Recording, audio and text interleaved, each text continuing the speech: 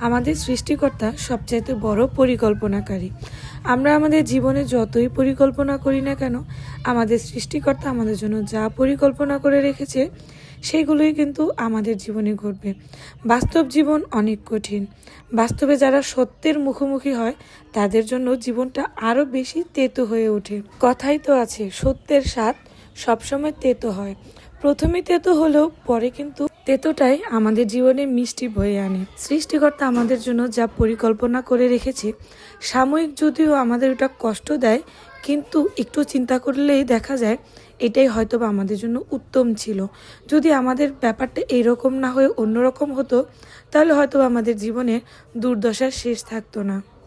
বেলা শেষে আমি আমার জীবন থেকে একটা কথাই বলতে চাই, সৃষ্টিকর্তা আমাদের যা দিয়েছে আর যা দেয়নি তা নিয়েই আমাদের সন্তুষ্ট থাকতে হবে, কারণ এতেই আমাদের জীবনে মঙ্গল।